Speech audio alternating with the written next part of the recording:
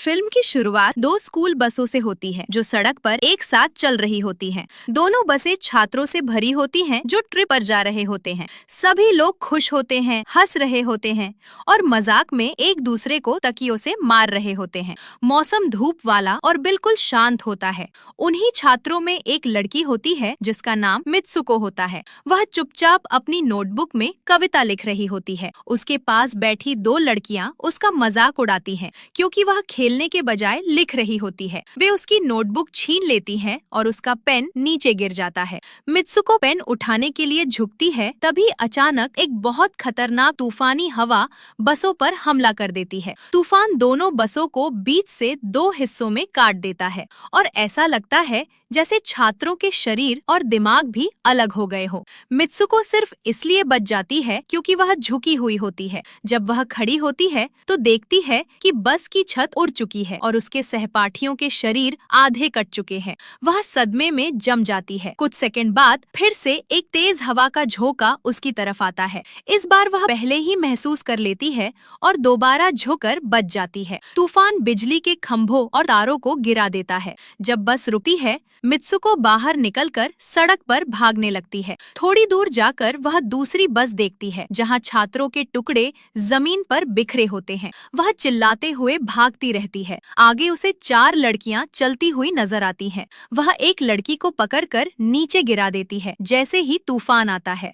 बाकी तीन तुरंत मर जाती है। मित्सुको और एक लड़की बच जाती है, लेकिन कुछ ही पलों बाद वह लड़की भी मर जाती है जब वह साइकिल चला रहे लड़कों को बचाने की कोशिश करती है। मित्सुको फिर से अकेली रह जाती है। वह भागते भागते एक नदी तक पहुंचती है जहां पानी में छात्रों की लाशें तैर रही होती हैं। वह अपना चेहरा धोती है, खून लगी यूनिफॉर्म की जगह साफ कपड़े पहनती है और बिना किसी दिशा के चलती रहती है। कई घंटों बाद वह एक गर्ल्स स्कूल पहुंचती है। अजीब बात यह होती है कि वहाँ की यूनिफॉर्म बिल्कुल उसी जैसी होती है जो उसने पहनी होती है और सभी लोग उसे पहचानते हुए लगते हैं। सदमे में होने की वजह से वह हवा के बारे में कुछ नहीं बताती। तभी उसकी दोस्त आकी आती है और मुस्कुराते हुए कहती है कि चलो अंदर चलते हैं। मित्सुको उलझन में पड़ जाती है कि वह और आकी फिर से एक ही स्कूल में कैसे हैं। आकी कहती है कि वे हमेशा से यहाँ सहपाठी रही हैं। मित्सुको को जब हल्की हवा महसूस होती है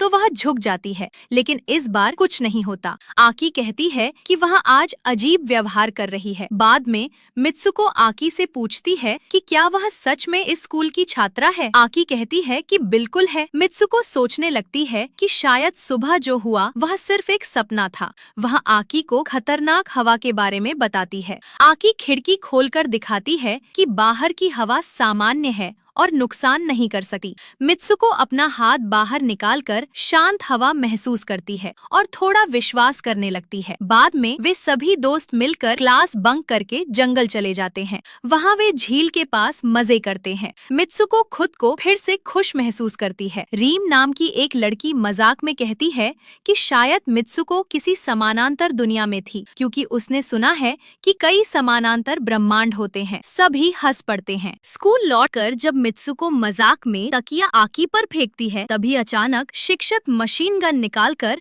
छात्रों पर गोली चलाना शुरू कर देता है। सभी लड़कियां मर जाती हैं, सिर्फ मित्सुको बचती है। शिक्षक उस पर बंदूक तानकर कहता है कि मरने से पहले प्रार्थना करो। तभी दो लड़कियां अचानक प्रकट होती हैं और मित्सुको को बचाकर भाग जाती हैं। शिक्षक उन सभी छात्रों को गोली मार रहे होते हैं जिन्होंने क्लास छोड़ी होती है। मुश्किल से 5 लड़कियां स्कूल से निकल पाती हैं। उनमें से एक मित्सुको से कहती है कि सब कुछ उसके हाथ में है। अचानक फिर से हवा आ जाती है और सभी लड़कियों को मार देती है, सिर्फ मित्सुको को छोड़कर। वो फिर से अकेली रह जाती है। वो भागते भागते शहर पहुंचती है। वहाँ उसे अजीब लगता है क्योंकि हर जगह सिर्फ औरतें ही नजर आती हैं। वो पुलिस स्टेशन में मदद के लिए जाती है। अंदर एक महिला पुलिस अधिकारी उसे देखकर उलझन में पड़ जाती है। मित्सुको रो रही होती है और हवा की तरफ इशारा करने की कोशिश करती है। तभी अधिकारी उसे एक अलग नाम से बुलाती आती है केइको और पूछती है कि वो स्कूल यूनिफॉर्म क्यों पहने हुए है। मित्सुको जब आईने की तरफ मुड़ती है तो वो चौंक जाती है। उसका प्रतिबिंब बिल्कुल अलग दिख रहा होता है। तब पता चलता है कि पुलिस अधिकारी का नाम टोमो है और वो असल में केइको की दोस्त है। टोमो मुस्कुराते हुए कहती है कि उसे खुश होना चाहिए क्योंकि कुछ ही घंटों में उसकी शादी है। अब मित्सुको या कहना चाहिए केइको पूरी तरह उलझन में होती है। वो इतनी सदमे में होती है कि न सोच पाती है और न बोल पाती है। वो बस टोमो को सब कुछ करने देती है। टोमो उसे कार में बैठाती है और कहती है कि वे शादी के लिए चर्च जा रहे हैं। अब तक मित्सुको बहुत अजीब अनुभवों से गुजर चुकी होती है, लेकिन ये सबसे ज्यादा अजीब होता है। रास्ते में सड़क पर खड़ी औरतें उसे हाथ हिलाकर अभिवादन करती हैं। सभी उसे एक सेलिब्रिटी की तरह ट्रीट करते हैं और शादी की बधाई देते हैं। चर्च पहुंचकर बहुत सी औरतें उसे घेर लेती हैं। अंदर वो कपड़े बदलने के लिए एक कमरे में जाती है और वहाँ आकी को देखकर जम जाती है। वो घबराकर पूछती है कि ये सब क्या हो रहा है। आकी धीरे से कहती है कि वो सब समझा देगी, बस अभी शांत रहने को कहती है। बाहर औरतें दूल्हे की तारीफ कर रही होती हैं। फिर शादी का जोड़ा लाया जाता है। आकी सभी लड़कियों को बाहर भेज देती है और अकेले में मित्सुको को उसके असली नाम से बुलाती है। वो कहती है कि जो मैं कहूँ वही करो, घबराओ मत, सब लोग हमें देख रहे हैं। मित्सुको आकी पर पूरा भरोसा करती है। जब मित्सुको तैयार होती है और उसे रस्म के लिए ले जाया जा रहा होता है, तभी अचानक आकी उन लड़कियों पर हमला कर देती है और उन्हें मार देती है। फिर वो मित्सुको को लड़ना सिखाती है। उसे एक टूटी हुई कांच की बोतल देती है और कहती है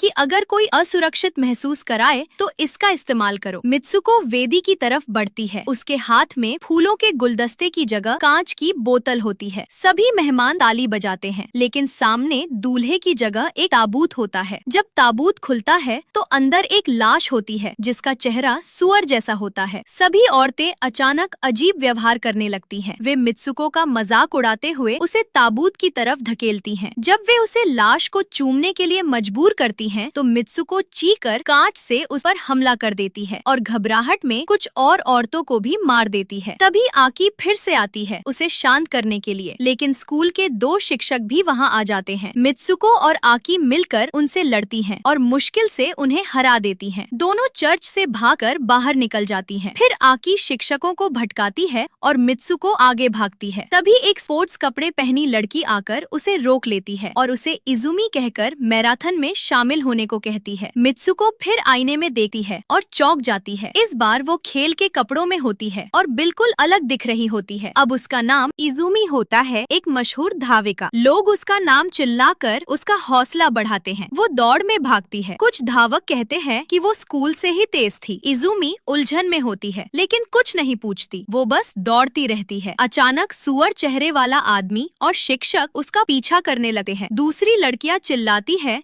कि सिर्फ वही इस दुनिया से निकल सकती है। इजुमी ट्रैक छोड़कर जंगल की तरफ भागती है और एक अंधेरी गुफा के सामने पहुंचती है। गुफा के अंदर कुछ अजीब लड़कियां होती हैं जो उसके जैसी लगती है लेकिन डरावनी होती है। एक लड़की कहती है कि अगर इजुमी नहीं मरेगी तो सब मर जाएंगे और वो उस पर हमला करती है। तभी आकी फिर से आकर उसे बचाती है। आकी उससे कहती है कि मेरे बात दोहराओ, मैं मित्सुको हूँ। इजुमी घबराकर बार बार कहती है मैं मित्सुको हूँ। धीरे धीरे उसकी आवाज मजबूत होती है और उसका शरीर वापस अपनी असली रूप में बदल जाता है। वो फिर से मित्सुको बन जाती है। मित्सुको आकी से सब सच बताने को कहती है। आकी कहती है कि ये असली दुनिया नहीं है, सब एक भ्रम है। मित्सुको इस खेल की मुख्य पात्र है। अगर उसे बाहर निकलना है तो आकी की कलाई से 2 तार निकालकर उसे मारना होगा। मित्सुको रोकर मना करती है, लेकिन आकी जोर देकर कहती है कि और कोई रास्ता नहीं है। आखिरकार मित्सुको मजबूरी में तार खींच लेती है। आकी का शरीर 2 हिस्सों में टूट जाता है और वो मर जाती है। उस पल मित्सुको आजाद हो जाती है। जब वो आंखें खोलती है तो खुद को एक रेस्टोरेंट में पाती है जहाँ पहली बार उसके आसपास सिर्फ पुरुष होते हैं। वो अंदर जाकर एक पोस्टर देखती है जिसमें 3 चेहरे होते हैं, मित्सुको, केइको और इजुमी। पता चलता है कि ये एक वीडियो गेम का विज्ञापन है जिसका नाम टैग है। सच सामने आता है कि वो एक डिस्टोपियन भविष्य की दुनिया में है जहाँ सिर्फ पुरुष रहते हैं और हिंसक खेलों के दीवाने होते हैं। मित्सुको, केइको और इजुमी उस खेल की मुख्य पात्र थी। एक आदमी उसे पहचान कर कहता है कि वो भविष्य में है। सदमे से मित्सुको बेहोश हो जाती है। जब उसे होश आता है तो वो फिर से एक गुफा में होती है जहाँ खेल के सभी पात्र पुतलों की तरह खड़े होते हैं, बिल्कुल बेजान। जैसे ही मित्सुको आगे बढ़ती है वो देखती है कि एक बूढ़ा आदमी एक बड़े स्क्रीन के सामने बैठा है। वो टैग गेम खेल रहा होता है और खेल में मित्सुको के किरदार का इस्तेमाल कर रहा होता है। वो आदमी उसकी तरफ मुड़कर कहता है कि 15 साल हो चुके हैं। जब तुम हाई स्कूल में थी मैं तुम्हारी प्रशंसा करता था। तुम्हारी मौत के बाद मैंने तुम्हारा और तुम्हारी दोस्त का डीएनए लिया और तुम्हारी 3D प्रतियां बना दी। ये सुनकर मित्सुको जम जाती है। वो देखती है कि उसके और आकी के बिल्कुल जिंदा जैसे दिखने वाले प्रतिरूप वहाँ खड़े होते हैं। बूढ़ा आदमी अजीब सी मुस्कान करता है और कहता है कि उसने ये प्रतियां अपने खेल के लिए बनाई हैं। फिर एक युवा लड़का कमरे में आता है और मित्सुको को बिस्तर पर लेटने को कहता है। बूढ़ा आदमी भी आदेश देता है कि जो वो कह रहा है वही करो। डर के मारे मित्सुको बिस्तर की तरफ बढ़ने लगती है। जब वो लड़का उसे छूने वाला होता है तभी अचानक उसे रीम की बात याद आती है कि अगर भ्रम से बाहर निकलना है तो कुछ अनपेक्षित करो, कुछ बिल्कुल अलग। ये याद आते ही मित्सुको के अंदर कुछ टूट जाता है। वो जोर से चिल्लाती है, बूढ़े आदमी पर हमला कर देती है और कहती है कि लड़कियों को अपने खिलौने की तरह इस्तेमाल करना बंद करो। वो एक तकिया उठाकर उसे जोर से मारती है। तकिए के पंख हवा में उड़ते हैं और लाल रंग के हो जाते हैं। फिर वो उसके हाथ से